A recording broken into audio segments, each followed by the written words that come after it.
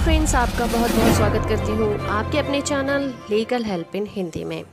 दोस्तों, आज के इस वीडियो में हम जानेंगे हिंदू उत्तराधिकार अधिनियम 1956 की धारा 9 के बारे में, जो कि बात करती है कि जब कोई व्यक्ति बिना वसीयत बनाए ही मर जाता है तो उसकी प्रॉपर्टी को किस तरह से बंटवारा किया जाता है। तो अगर वीडियो और जानकारी अच्छी लगे तो आप इसे लाइक और शेयर जरूर करिएगा, और चैनल को अभी तक सब्सक्राइब नहीं किया है तो वो भी कर लीजिए, ताकि जब भी मैं कोई नई वीडियो अपलोड करूं तो आप उससे अपडेट होते रहें। दोस्तों, जब भी कोई हिंदू पुरुष बिना वसीयत बनाए ही मर जाता है तो उसकी प्रॉपर्टी हिंदू उत्तराधिकार अधिनियम 1956 की धारा 8 के अंतर्गत डिस्ट्रीब्यूट की जाती है उसके वारिसों में। पर आज के इस वीडियो में मैं आपको बताऊंगी कि हिंदू पुरुष की प्रॉपर्टी उसके उत्तराधिकारियों को किस क्रम में बांटी जाती है, जो कि हमें बताती है इस अधिनियम की धारा 9। जब भी कोई हिंदू पुरुष बिना वसीयत बनाए मर जाता है तो उसकी प्रॉपर्टी हिंदू उत्तराधिकार अधिनियम 1956 की धारा 9 इसके बारे में प्रोविज़न करती है। जब भी कोई हिंदू पुरुष बिना वसीयत बनाए मर जाता है तो उसकी प्रॉपर्टी हिंदू उत्तराधिकार अधिनियम 1956 की धारा 8 के तहत उसके वारिसों में विभाजित कर दी जाती है। लेकिन यहाँ पर अब क्वेश्चन ये उठता है कि वारिस अगर बहुत सारे हैं तो प्रॉपर्टी किस तरह से बांटी जाएगी, वारिसों में प्रॉपर्टी बांटने का क्रम क्या होगा। तो इस अधिनियम की धारा 9, 10, 11, 12 और 14 इसके बारे में बताती हैं। ये धाराएं हमें ये बताती हैं कि वारिसों को प्रॉपर्टी को बांटने का क्रम क्या होगा और उसके लिए प्रोसीजर क्या फॉलो करना होगा।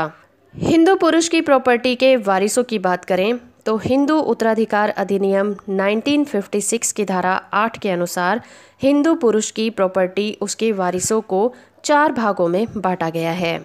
पहला है हिंदू उत्तराधिकार अधिनियम 1956 क्लास 1 के वारिस, दूसरे हैं क्लास 2 के वारिस, तीसरे हैं गोत्रज वारिस और चौथे हैं बंधु वारिस। ये 4 तरह के वारिस इस अधिनियम की धारा 8 के अंतर्गत बताए गए हैं, लेकिन इस अधिनियम की धारा 9 के अंतर्गत इन वारिसों का क्रम बताया गया है।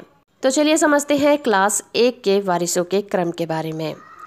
जो वारिस क्लास 1 के अंतर्गत आते हैं वो समान रूप से उत्तराधिकारी होते हैं।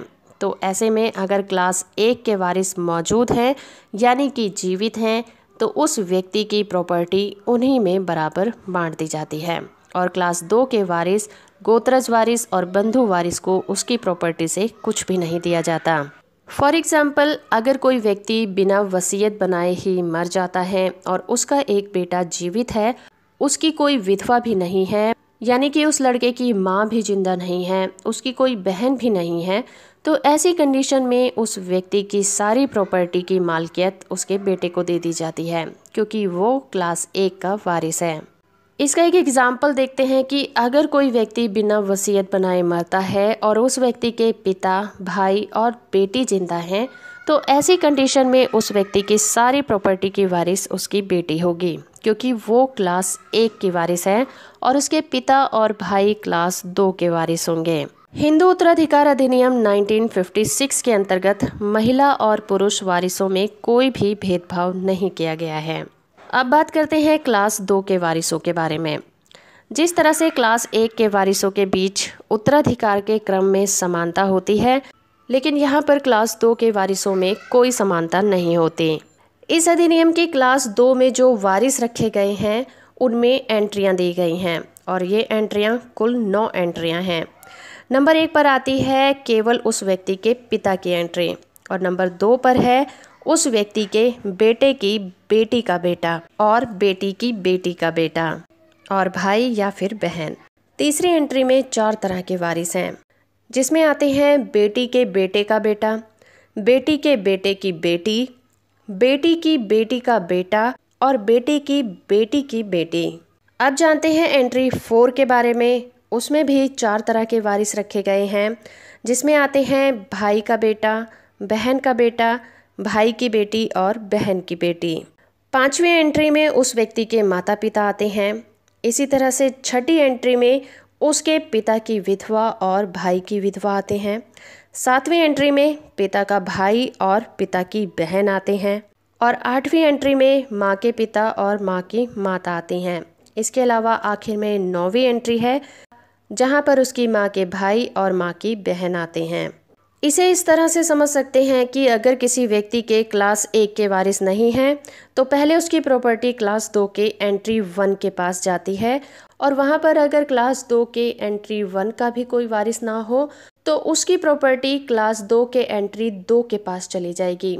इसी तरह से अगर वहाँ भी कोई वारिस ना हो तो एंट्री आगे वाली एंट्रियों की तरफ ट्रांसफ़र होती चली जाती है।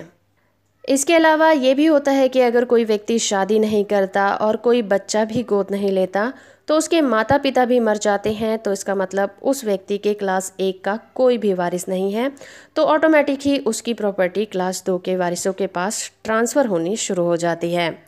तो फ्रेंड्स, ये थी जानकारी हिंदू उत्तराधिकार अधिनियम 1956 की धारा 9 के बारे में। आई होप कि ये जानकारी आपको पसंद आई होगी। वीडियो और जानकारी अच्छी लगी है तो आप इसे लाइक और शेयर करना बिल्कुल मत भूलिएगा। और अगर अभी तक आपने मेरे चैनल को सब्सक्राइब नहीं किया है तो वो भी कर लीजिए, ताकि जब भी मैं कोई नई वीडियो अपलोड करूं आप उससे अपडेट होते रहें।